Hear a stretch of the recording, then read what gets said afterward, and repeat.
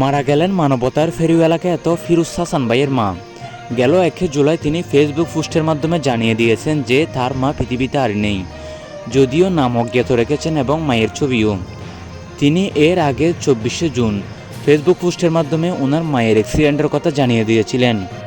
আমার মা গত পরশুদিন আমার বোনের বাড়িতে যাওয়ার পথে অ্যাক্সিডেন্ট হয়, এতে মাথায় প্রচণ্ড আঘাত পায়। তারপর থেকে এখন পর্যন্ত আইসিইউতে লাইফ সাপোর্ট নিয়ে আছে। মাথায় মস্তিষ্কে রক্তক্ষরণের ফলে মেজর অপারেশন করা হয়েছে।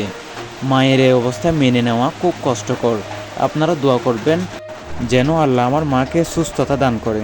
যেখানে আরও জানিয়েছিলেন ওনার মা নাকি ফিরোজ হাসান ভাইয়ের বোনের বাড়িতে যাওয়ার সময় পথে অ্যাক্সিডেন্ট করেছিলেন এবং মাথা থেকে প্রচুর রক্তক্ষরণ হয়েছিল। পরবর্তীতে হাসপাতালে নিয়ে যাওয়া হলে ওনার মাকে আইসিইউতে নেওয়া হয়।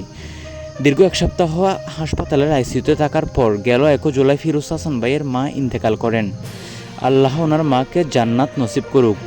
সবাই ওনার মায়ের জন্য দোয়া করবেন, কারণ ওনার মতো একজন আদর্শ ছেলে জন্ম দিয়েছেন ওনার মা।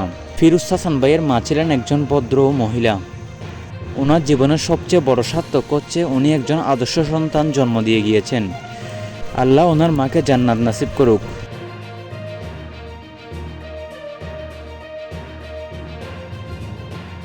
দেশে বিদেশের সব নিউজ পেতে চ্যানেলটি সাবস্ক্রাইব করুন।